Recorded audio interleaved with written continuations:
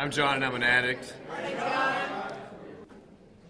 This is the 50th Anniversary History Conference in Nashville, Tennessee, October 3rd to the 5th, 2003. The recordings from this conference belong to the public domain. The next speaker is Biff K. I have the honor of having Biff as a guest in my home, and I'm happy to say I've known Biff now for over 40 hours, and so far it's been a good relationship. When I spoke to Biff on the telephone, I told him that I would be sending someone to the airport to pick him up, and asked him for a brief description of himself so I could make sure that we picked up the right person. And he told me that no matter how he dressed, he just always seemed to look like a dope fiend. So you'll have to judge for yourselves. He also regaled me with a few war stories, and after hearing those, I'm really glad to say that that he is in recovery, because all of the windows in my house are still intact. My dogs are still alive. So anyway, Biff, I look forward to hearing what you have to say.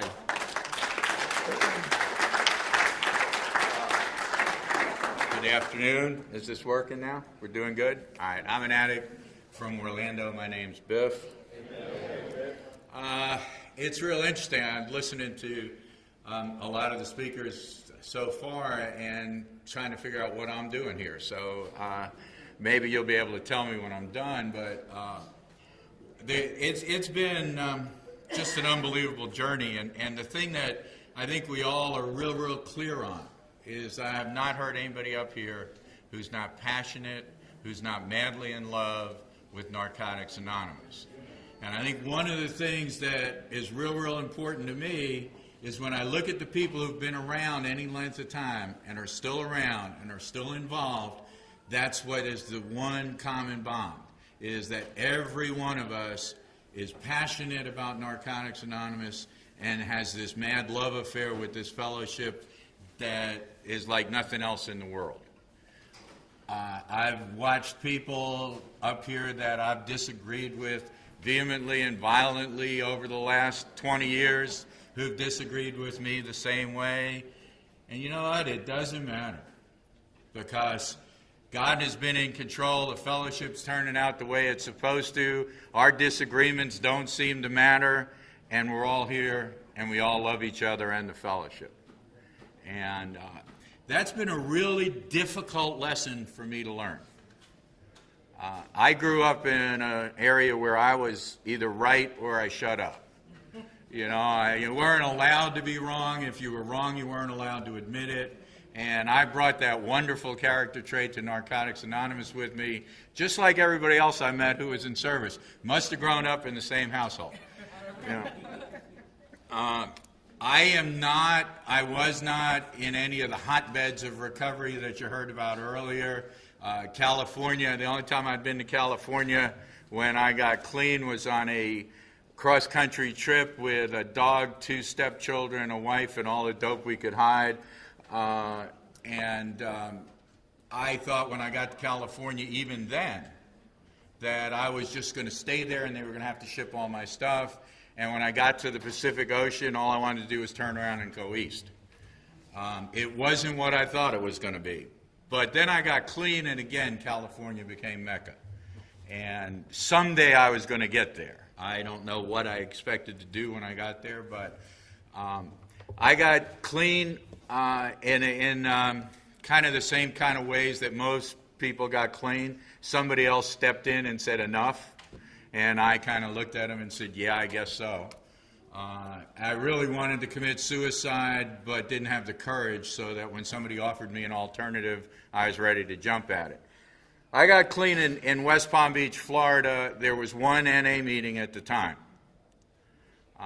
It was a group that's still functioning called the Mainline Group. I got clean in September of 1980. And the Mainline Group was one of, I believe, 3 groups of Narcotics Anonymous in the state of Florida at that particular time. Not that it would have mattered to me, not that I had a clue what any of that stuff meant. I went into a treatment facility, and they insisted that we go to outside meetings, but Narcotics Anonymous didn't count, because as far as they were concerned, there was no recovery in Narcotics Anonymous. The interesting thing was that the liquid fellowship, as I heard it referred to, or what I call AA, because if I'm deeply grateful of who my parents are, I don't have to be ashamed. I also don't have to be like them. You know, one of the things I learned for me is that there are a lot of things about my father I'm not proud of and didn't want to be him. Unfortunately, I became more like him than I wanted to be, but there are also a lot of things about my father I was proud of and hope to emulate them. And I kind of feel the same way about AA. I am grateful to them for giving us the steps and allowing us to adopt them. I'm grateful for all the help they gave us, and they gave us a lot more help than some people want to admit. And I'll talk about that and how they helped us in Orlando and Florida when I talk about the history there. But if I'm grateful, I also show respect with that gratitude. And the way I show respect is by honoring their traditions, and the way I honor their traditions is not to share at their meetings. I do not have anything to share at that meeting.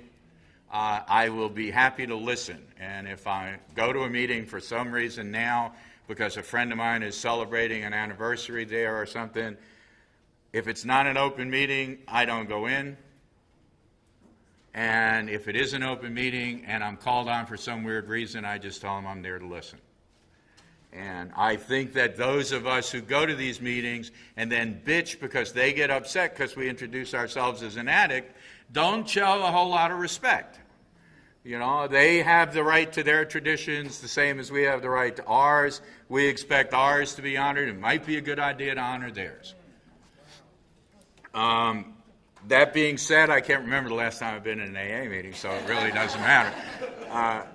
I was listening to Terry earlier, and I was telling Chris over there that I would swear that Terry heard me share Recovery on the Ridge because he gave my whole share when he talked up here. He talked about, and I wasn't, believe it or not, I wasn't as gentle as Terry, and that's scary. But what I said when I was sharing in Tennessee was, I'm really glad that I'm not trying to get clean today. All right? And that makes me very sad. But the reason I'm glad I'm not trying to get clean today is that I go to a meeting today and there's a parking lot full of cars and the meeting's half empty.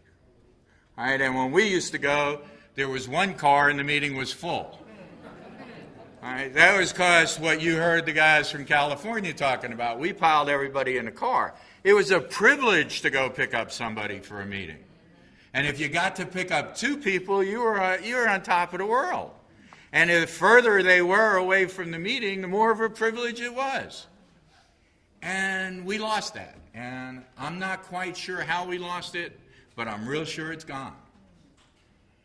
We're so afraid of this litigious society that we live in now that we don't make 12-step calls because somebody might get sued.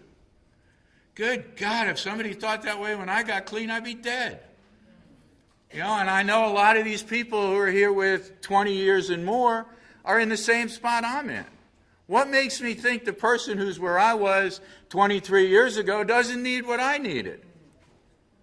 How are they going to get it on the phone if I couldn't? Who's going to babysit them? What are they going to do? They're going to steal something from my house? Big damn deal. Before I got clean, I didn't have anything anyhow. You know? So I mean, I'm afraid to take an addict in my house because my toys are nice now and I might lose one of them. That just doesn't work for me. All right? Maybe that's why I don't have much to lose anymore. Who cares? You know, it's just been an unbelievable journey. I got clean in a treatment center. I was sent to a physician's recovery house after that in what was the East Coast mecca of Narcotics Anonymous, known as Atlanta. All right. God help us. Yeah. But Atlanta at that time was all there was about recovery, especially in the Southeast, but pretty much on the East Coast. I went to a recovery house, or it was actually a halfway house for recovering physicians, and I was a podiatrist. So right away I didn't fit, you know, because I was almost a doctor, right? Then I was an addict, right? So I was almost an alcoholic. And it was ministered to by the Junior League of Atlanta, which are these nice Christian women, and I was Jewish. So I was almost Christian, you know? And so the message I got from the time I got there was that if I would just say this when they said that, I would fit. When we say alcohol, you say drugs. When we say Christ, you say God. When we say this, you say that. And something just didn't feel right. You know, but it was the only game in town.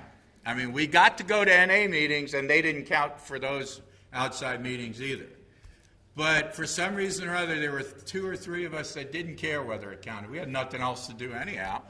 I mean, they weren't going to let us go anywhere. They weren't going to let us do anything. So, and my first exposure, other than the NA meeting I went to in West Palm, and I need to tell you, I've sat here and I've heard people share. I walked into my first meeting. I felt right at home. People made me feel real welcome. I walked into my first meeting in West Palm and did whatever I did when I wasn't high, and that was stay as close to the wall as I could, as far back from everything, and try to disappear. And they let me. Nobody came up to me. Nobody said hello. Nobody said anything at all. I walked out the door when it was over and went, wow, man, that's freaky. I'm not going back there. I didn't identify with anything because I couldn't hear anything because I was too scared. And there was nobody there that came over to make me feel less scared. And so, like, you've heard people come here and share that they were welcome to their first meeting and they want to make sure that that continues to happen. I wasn't, and I want to make sure that doesn't continue to happen. What I did do was I went to meetings in Atlanta. And the first meeting I went to was the same place everybody's talked about, this broken down clubhouse near where Bo lived. All right? Now, here we are, a bunch of recovering docs. Now, I'm the only one wearing jeans because I was always just a little bit of an iconoclast. But, you know, the rest of them are all in khakis and button-down shirts, shined-up penny loafers, and there's about 15 hogs parked out in front of this clubhouse. And the whole front porch, which was sagging anyhow, was sagging even more under the weight of about 15 bikers, the smallest of whom probably weighed 280. You know, it looked like Deliverance to us, man, you know. All right? And I'd not ever been at a real NA meeting, right? So here we come, the 3 of us shiny-tailed little doctors walking up to this meeting, and this guy was about 300 pounds wearing just coveralls, picked me up straight in the air in a bear hug, spun me around, and said, "Welcome to Narcotics Anonymous." I said, "Oh, shit, I'm going to get raped." You know? I will never get out of here alive. And those of you who know me would be totally amazed to the fact that I sat through that entire meeting without uttering a peep. You know, not a sound came out of my mouth. But I tell you what, that's where it happened, because I did hear what I needed to hear, and I heard that I did not have to think something else when somebody said something. And they weren't dealing with the differences. All they were dealing with was that we all suffered from the same disease, and that they were talking about how not to use and how to begin to recover from that disease. And even way back then, in 1980, they were talking about solutions there. They weren't talking about the drama that we heard talked about earlier today or last night. They were talking about solutions. And I saw all this stuff, and I said, I got to get involved. And boy, I can't wait to get back to Florida and go to NA.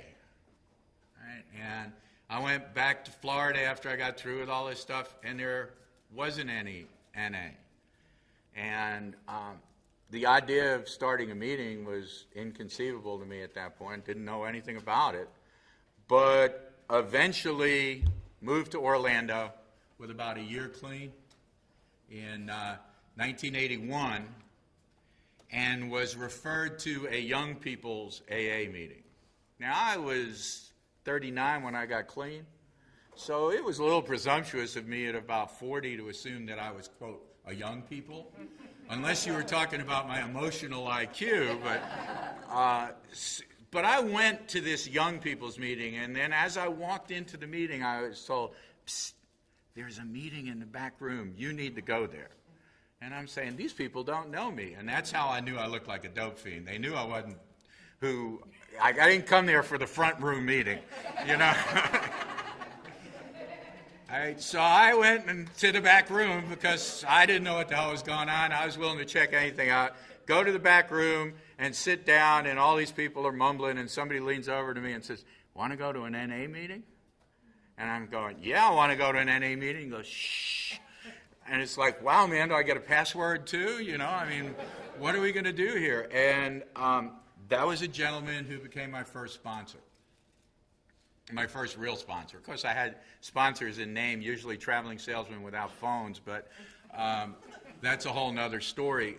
Anyway, we hooked up, this guy and I hooked up, and he took me to a meeting that was an H&I meeting, except we didn't know it at the time.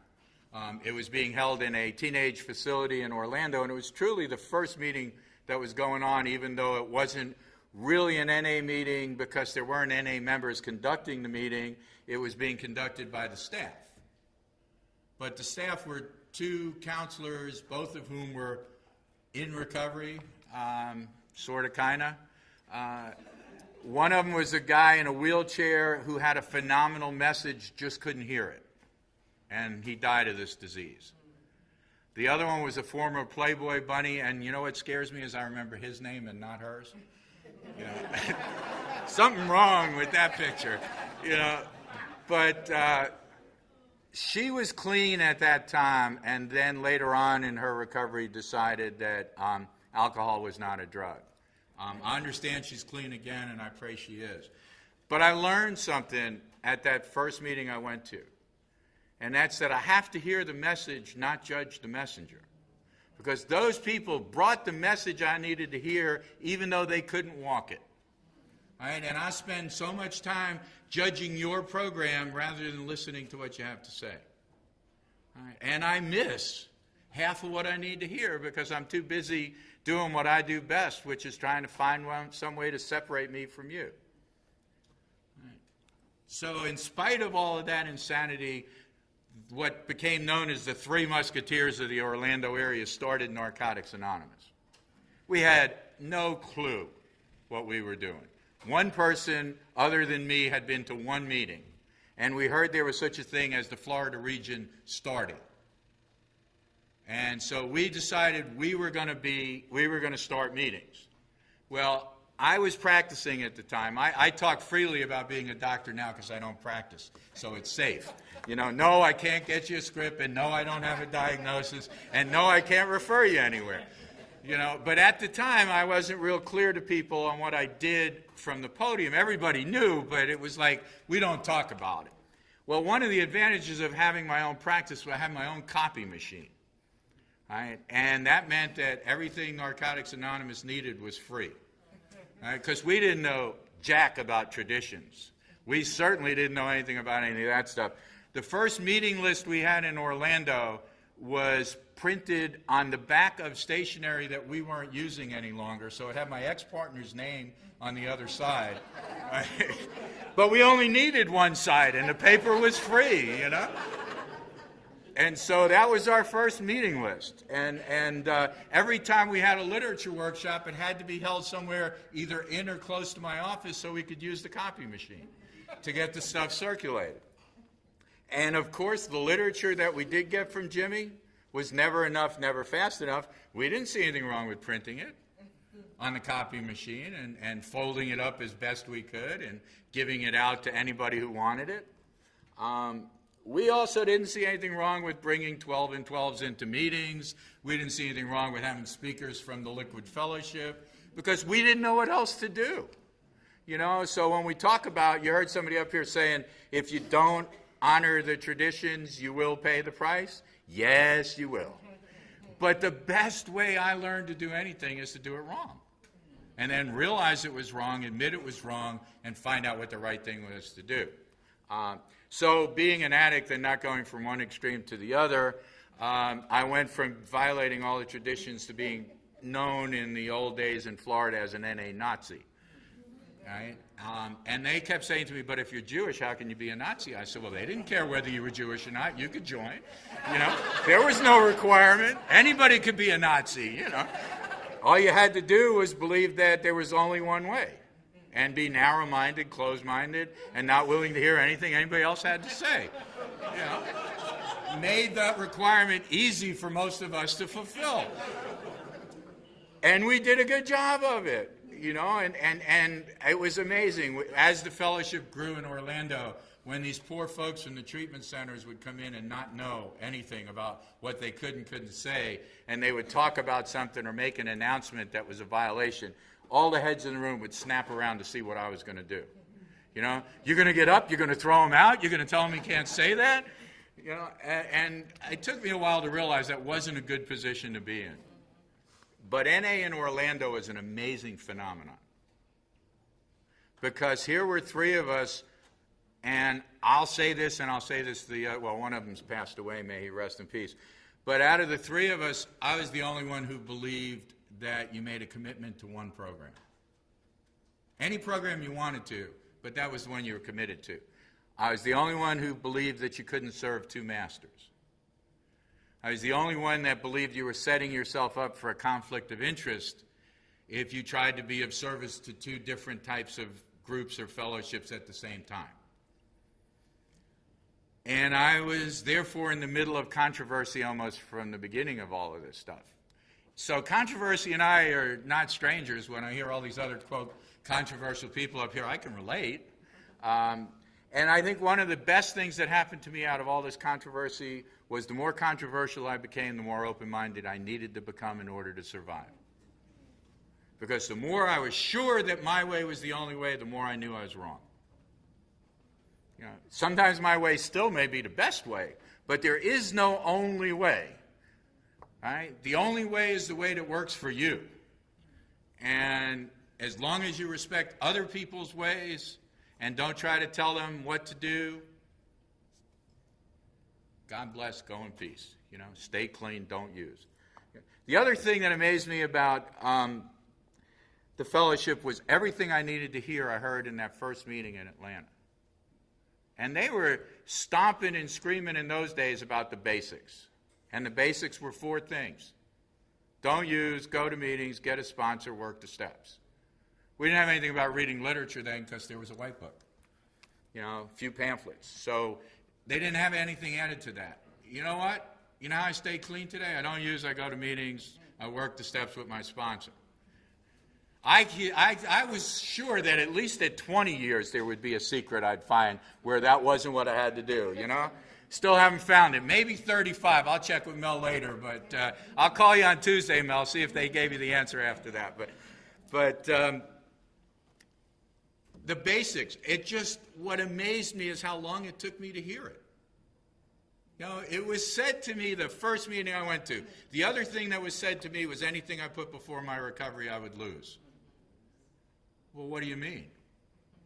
You know, and in recovery I lost money, businesses, a wife or two, a few significant relationships, right? And only by the grace of God and the love of Narcotics Anonymous did I not lose my recovery. Right? Because all those other things were important. I remember having 3 years clean saying, okay, God, you can have anything you want from me, just don't screw with my relationship. Right? It was gone within a year, you know? Anytime you want to get rid of something, tell God he can't have it. All right. So, well, at least that's my experience. But back to the history in Orlando. Orlando was 3 guys and a coffee pot. And it was a year later, it was 3 guys and a coffee pot. And it was so incestuous that they could tell my story without even my lips moving. You know, it was so bad that I would go to the bathroom, the other 2 guys would wait outside to make sure I didn't run away, you know.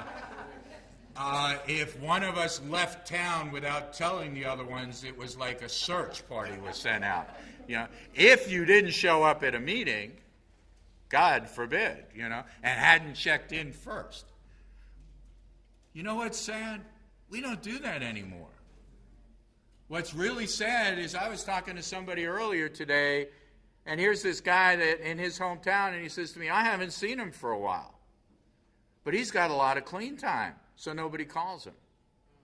Right? Or he's new, so nobody calls them. I don't know why we have such good excuses not to call them. Am I afraid of newcomers? Sure I am. Anybody here who's not? You know, so what? I was afraid of everything. I had to learn to be afraid and do it anyhow. We formed meetings in Narcotics Anonymous this way. We had one guy who wasn't working. The other two of us were working. And he drove around anytime he found a place that would let us have a meeting. At coffee that night, we would say, okay, we're having a meeting at this place on this and this night, until we had 6 out of the 7 nights filled. We would not fill that Monday night where the Young People's AA meeting was, because for some reason or other we thought we had to go there. And it took us almost 3 years before we realized, or at least I realized, that I didn't have to go there. So it took 3 years to get a Monday night meeting in Orlando after we got the other 6. But what was interesting was we would name the group, decide the format, and what time it was going to be held, all at this meeting at coffee. Because it was just us anyhow. And then we found out there was going to be a regional meeting. So the 3 of us went to Daytona, which is where the regional meeting was, and went to this regional meeting, and it was the 2nd or 3rd meeting of the region. I think it was the 3rd. And the person who was chairing at the time says, is there anybody here who wasn't here last month? And we raised our hands. So where are you from? We said, Orlando. They said, well, the Orlando area is here. So we became the Orlando area, and group conscience was 2 out of 3. You know, we'll go in the back and we'll talk about it. 2 of us agree that's a group conscience, right? Now, the really insane thing is there were groups from South Florida that represented hundreds of addicts per group. And we had the same vote on the regional floor as the ASR, they were called in those days, from that particular area representing hundreds and hundreds and hundreds of addicts. And we didn't think there was anything wrong with that. You know, we were comfortable with that. So were they. It was very strange, but it's very strange now. It wasn't strange then. It was a very, very interesting time. There were several things going on. We were writing a book, and so every time we passed the basket, we passed it 5 or 6 times afterwards until there was enough money in the basket for us to feel proud of what we were going to send to that committee that was writing the book. And it was insane because it was just the 3 of us. Hell, we could have just put the money in the basket and stopped the shit, you know? But everything had to be a production, you know? But eventually people started to come. And I felt really, really sorry for the first person that walked into that room. I think that he's probably still running. Yeah? That poor guy was smothered. He was given the key, the coffee pot. I think he might have had a week clean, you know? Yeah, well, we didn't have a GSR because you got to understand, we were the Orlando area, right? So I was the vice chair, the PI chair, and the H&I chair. Somebody else was the chair and something else, and then the other person was the ASR and something else, and, you know, that was the Orlando area. What the hell do you need a GSR for? You know? There weren't any groups. So anyhow, this poor guy, we learned a little bit from our experience with this first guy. His name was Jim. You know, and Jim, wherever you are, we're sorry, man. We hope you're okay. You know, but eventually people started coming. You know, and I remember us sitting in the front of the room saying, we know they're there, man. We know they're there. Where are they? They're got to come. We can't be the only 3 addicts in Orlando. And eventually they started to come. And last year Orlando had its 22nd anniversary convention. And to tell you what it felt like to stand at the head of that room on a Saturday night, look out after the main speaker meeting and see 1,500 addicts in a circle when there were 3 of us. And you worry about whether this program works? Or whether we're growing, or whether we can carry a message. You know, I was also told, like none of y'all were, I'm sure, that if I wanted recovery, I had to go to the Liquid Fellowship and bring it back. You know, and my question was, what do I do? Sit next to somebody and wait for it to rub off? I mean, how do I get it there and bring it back? You know, is it contagious? You know, and they said, no, you got to work for it. And I said, then what the hell difference does it make if I'm there or here? I got to work. You know, same steps, just ours are better. You know, doesn't deal with a substance.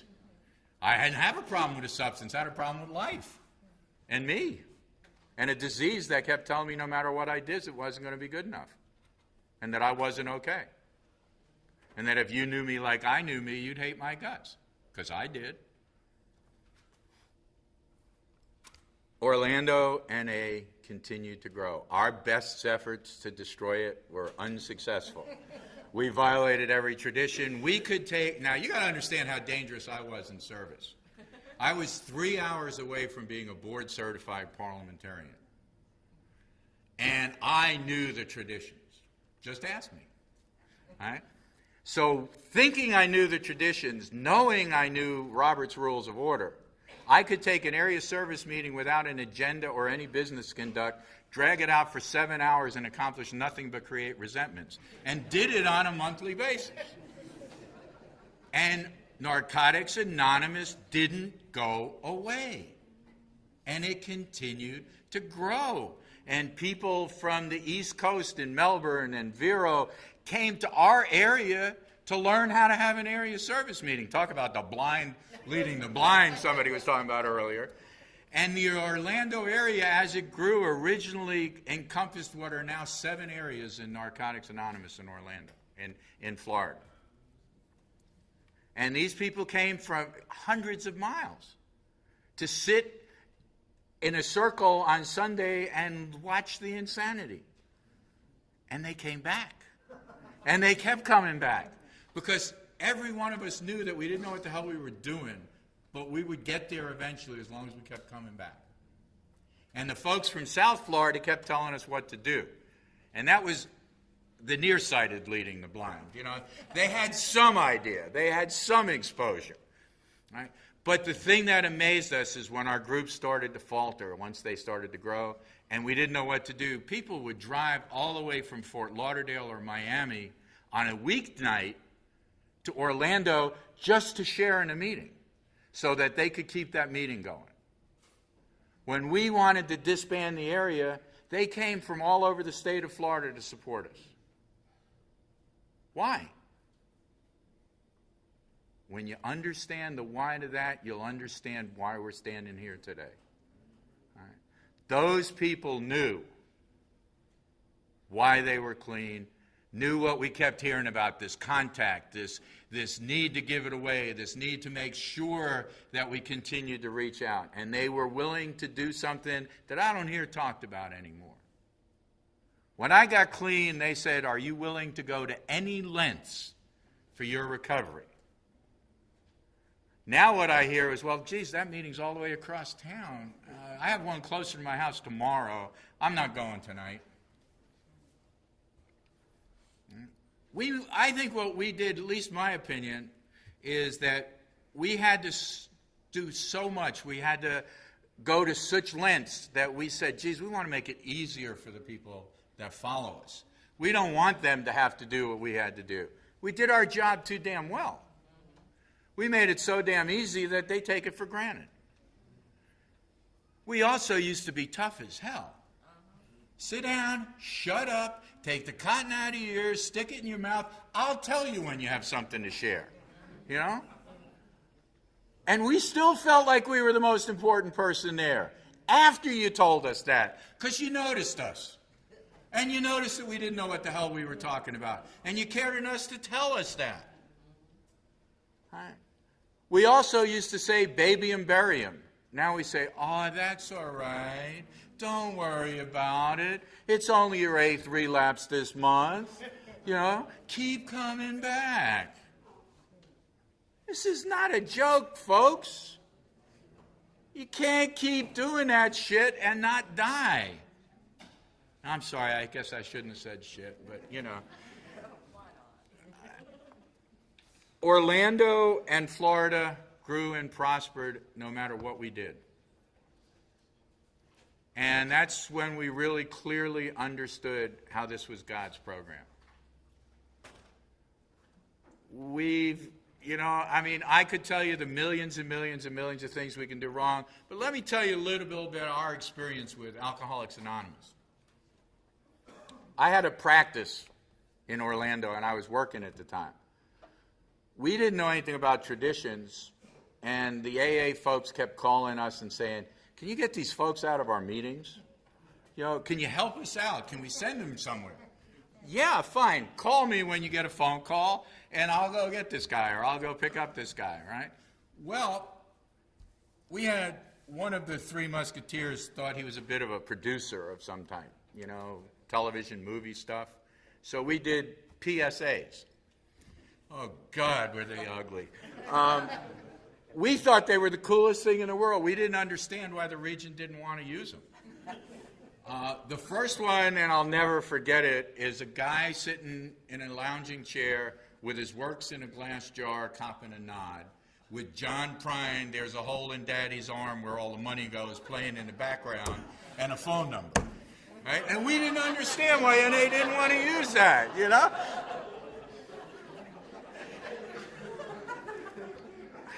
What was wrong with that? Couldn't everybody relate? Didn't they know what we were trying to say? And the scary part was the phone number was the Alcoholics Anonymous hotline.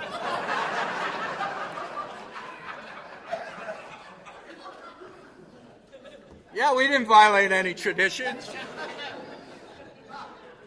The other one were these two ladies sitting in a restaurant talking about, do you realize my doctor won't renew my prescription? I guess I'll have to get another doctor. Does that mean anything to you? Didn't mean shit to me.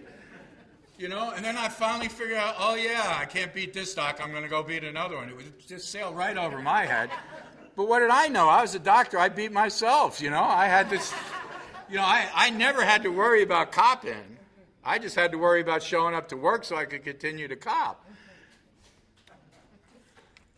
We would get these phone calls from the alcoholic, and here I am, I'm sitting here treating a patient, and my nurse would come in and say, Dr. Kramer, Alcoholics Anonymous is on the line. Oh, great, So I had great anonymity within the community. It's kind of like my first hospital staff meeting, right? I've been in treatment for 5 months. I'm back in the hospital staff meeting. I'm very tired. I'm half asleep. And they call on me for something, and I wake up and they say, my name's Biff, I'm an addict.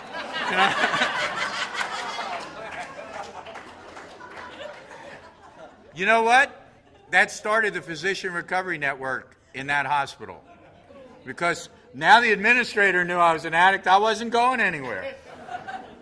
So now I had to do interventions for the other guys on staff, And they loved that because I was only a podiatrist, And they were real doctors. So it was all, paybacks are a mother, and I got mine, But, so we did these things, and Alcoholics Anonymous finally understood that it wasn't okay for them to let us use their phone number. So they said, okay, you guys got to get your own phone number. We'll refer it to that phone number. So we decided to have a fundraiser to start a helpline. So we got this church, and we got this guy that was going to be a DJ, and my ex-wife was in charge of running that fundraiser. And the DJ did something, and the equipment got screwed up, and we didn't have any music. Right? But this was a really unique kind of hall, and the church had these huge doors. And there was this guy that had a Vega hatchback with a killer sound system. Right? You know where the DJ came from. We pulled the damn Vega into the damn dance, opened the hatchback, and had a music system. Things were interesting in the old days. We were willing to go to any lengths. We would do whatever it took. Right? So we had a fundraiser, and we raised $500 to start a helpline. And that helpline, thank God, 20 years later, is still functioning. And that helpline is the #1 priority of the Orlando area. More important than conventions, more important than any other type of service, because if they can't find you, it don't do any good to get the word out. If they don't get, now here's my bitch, and I make it public in Orlando. If you know me, I make it very public. What the hell good does it do to get you on the phone if you don't go get them or help them? You're going to give them a Yahoo map on how to get to a meeting? Thank you so much. If I could use a Yahoo map, I wouldn't be calling y'all, you know? Not only don't I know where the meeting is, I don't even know where the hell I am, you know? You want a Yahoo map? Tell me where I am. Come get me, you know? When I spoke at that convention in Tennessee, the first thing I said to them up there, after I told them I was glad I wasn't recovering now, when was the last time one of you people made a 12-step call? A real 12-step call. Don't raise your hands, I don't want to embarrass you. But think about it. And then I'll ask the people who are here now, where would we be if there weren't 12-step calls? All these people you thought were so damn important that you paid for us to come here? If you took care of us the way you're taking care of the newcomer now, we wouldn't be here.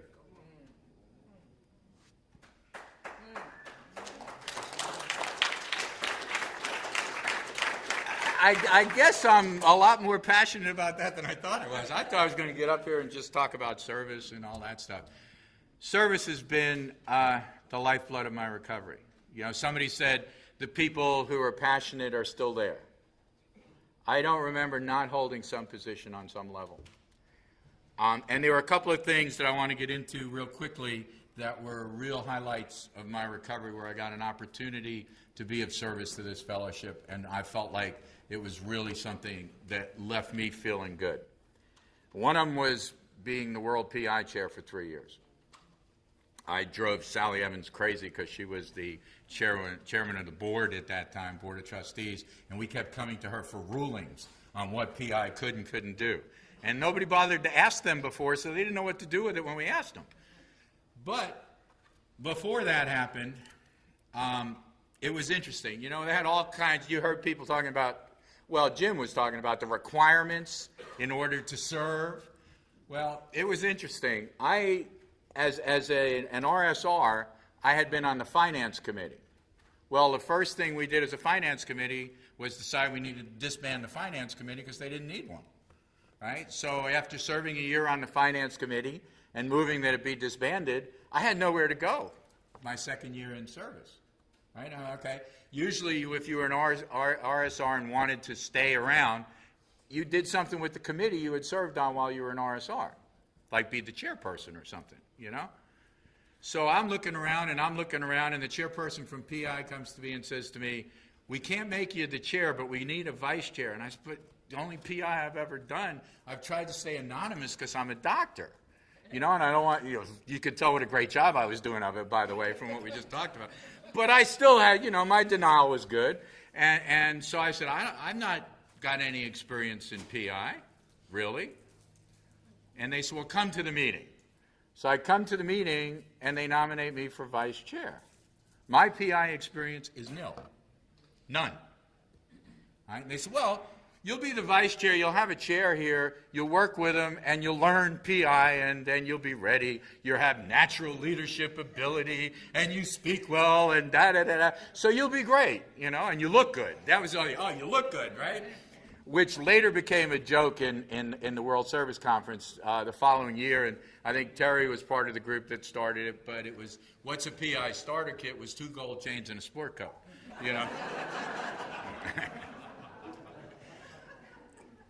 And because looking good was real important for PI, But what happened was they elected me vice chair, and this guy that was the chair was in the Navy.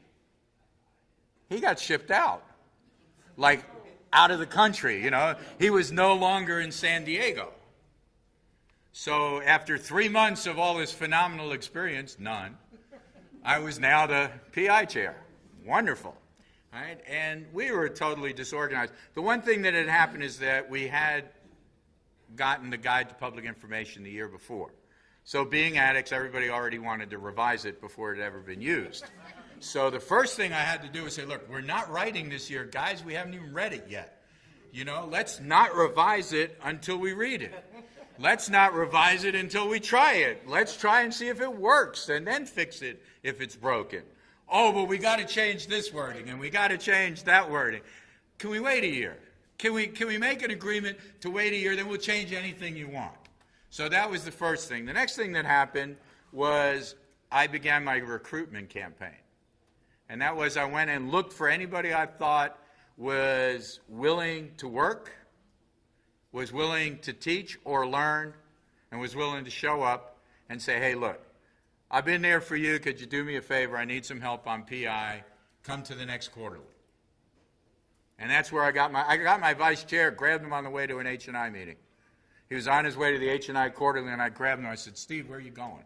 So I'm going to H&I. I said, they got plenty of help. I need you. And they did. H&I had plenty of help then, and I did need him. And he did come. And that was the kind of way we did recovery. I got you by the neck. You ain't going nowhere, sucker, till I'm done with you, you know. You're going to do what I think is necessary, or you're going to explain to me why it doesn't have to be done. And he became an awesome vice chair and chair of public information. And he and I sat and brainstormed, and we started something called multi-regional learning days, which are now known as zonal forums. Right? God knows we didn't know what we were doing, but we knew what we wanted to do, and that was it didn't make a whole lot of sense for us to travel from region to region when we could get a bunch of regions together and make one trip. Unfortunately for me, his best efforts on the first one he organized was Rockford, Illinois in January. I'm from Florida, folks. You know, it was 80 degrees when I got on the plane, and it was minus 10 and raining when I got off in Chicago. And I said, this is the best we could do? It was awesome. It was great. People came from 7 or 8 states around there, took notes, had fun, shared experience, strength, and hope. And we said, you know, this thing could work. And then we kind of realized that maybe the function of PI on a world level was not to do PI, but to teach people how to do PI. All right? So we did. We had something called mock presentations. And we taught people how to do presentations. And we critiqued their presentations and taught them how to make their presentations better. And we taught them how to answer questions. And we taught them how to be of service to their regions. And they went back and taught the areas how to be of service. And it works. You know, it trickles up and down all the time if we'll let it. That was one of the things that happened that was extraordinary. The other thing is my sponsor at the time, and still is, he's been my sponsor for 20 years now, or a little more, was chairperson of the World Service Conference. And I was an RSR from Florida. And it was 1985, and we were talking about the final revision to the Little White Book. And he appointed me as chairperson of that ad hoc committee. And then I listened to him appoint the rest of the committee, and I went to him afterwards and I said, I thought you loved me. What did you do? And he said, what? And we had people on that committee who absolutely hated each other, who didn't agree on what time of day it was, who couldn't agree on, you know, you heard it discussed before, on all kinds of things. And we had a week to come up with a consensus to give to the fellowship on what the White Book should look like. And I'm here to tell you, I remember having lots of meetings, and I don't remember anything else that happened, but I can tell you that what came out of that subcommittee was 100% unanimous consensus. Everybody gave where they had to give and stood where they had to stand. And when it was all done, nobody on that subcommittee, no matter how diverse their political philosophy of Narcotics Anonymous was uncomfortable with what we presented. That, to me, was God working when we couldn't do it. There was no way we, as humans or even recovering addicts, could have done that. No way.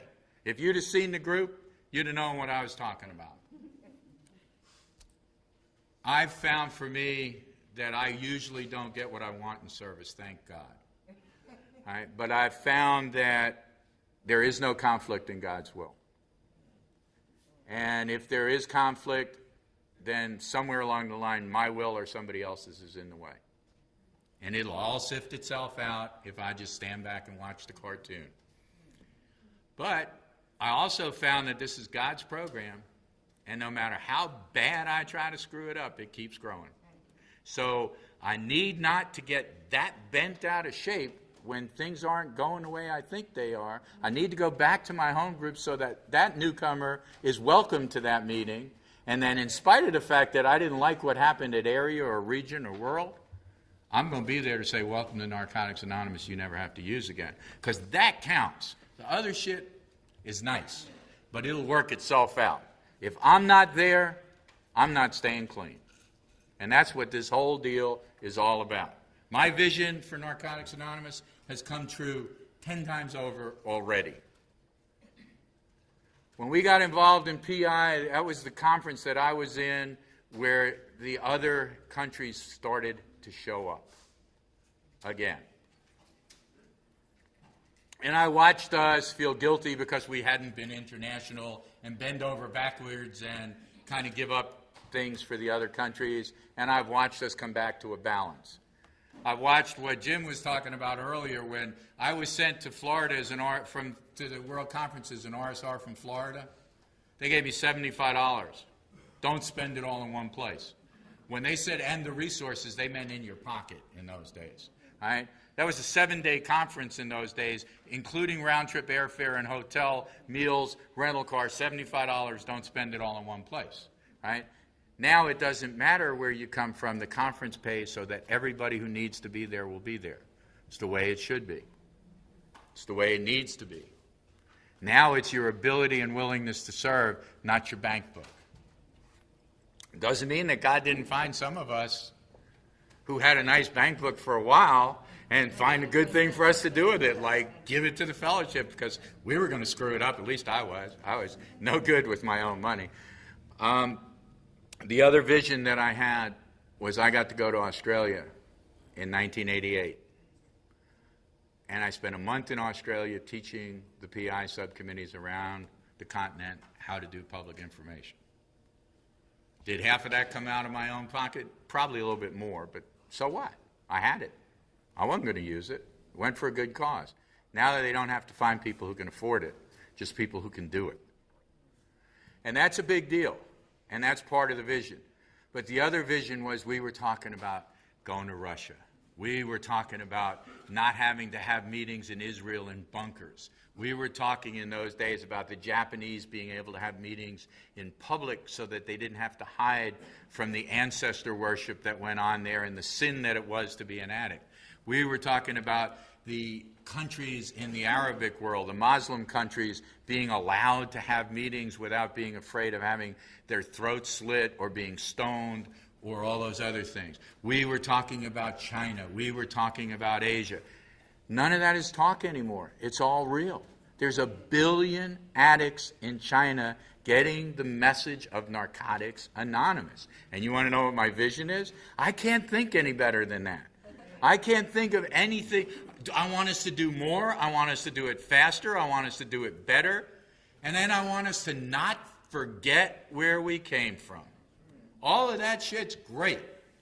But it kind of offends me that the kid in China has somebody sitting there saying, welcome to Narcotics Anonymous, you never have to use again, and the kid in Orlando doesn't. You know, because they want it now like we wanted it 20 years ago. And what's it going to take for us to want it now, like we wanted it 20 years ago? What's it going to take for me to be willing to push a peanut to San Francisco with my nose if that's what it's going to take for me to stay clean? Well, what it took for me was cancer, folks. I had 19, almost 20 years clean. Meetings sucked. Oh, same old shit, same old people staring, same old shit, yada, yada, yada, right? God, get me focused, because I am bouncing off every wall and I'm a lunatic. Nothing will focus you more than cancer, 95% of your body, stage 4, 10% chance of making it through the first round of chemo. What saved my life? You did. People prayed, people came, people called, people loved, people did whatever needed to be done. And guess what? One more time, I'm a miracle. I didn't die. 3 years cancer-free, thank God. Celebrated 23 years clean last Friday. Celebrated 3 years post-transplant.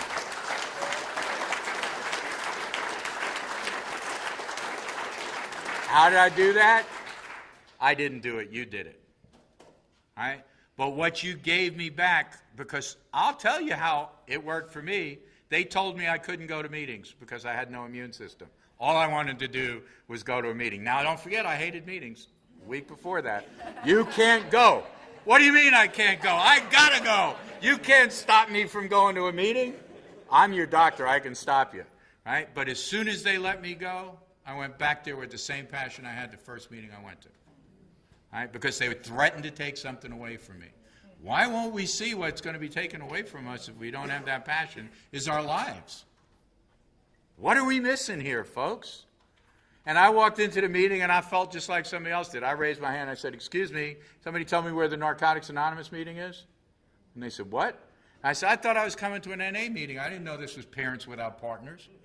You know, what the hell's going on here? What happened to the steps? What happened to recovery? What happened to something? I don't want to hear that your mother didn't give you your allowance.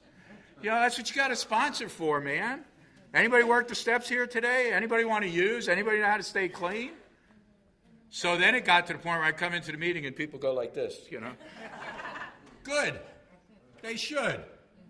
Right? Nothing's changed. You just go to a meeting, I'm supposed to hear about solutions. I'm supposed to hear about recovery. I want to hear about the steps. I want to hear about how I stayed clean today. I want to hear about how I dealt with not getting my own way one more time. You know? And thank God I don't get my own way because it damn near kills me every time I do. But that's my vision. My vision is that those people who don't have the passion that you people have because you're here, that we find a way to give it to them. I don't know what the answer is, but that's my vision. That's my dream. I want everybody who's capable of it to love Narcotics Anonymous as much as I do and have a passion for recovery in the newcomer as much as everybody else in this room has. Thanks for letting me share.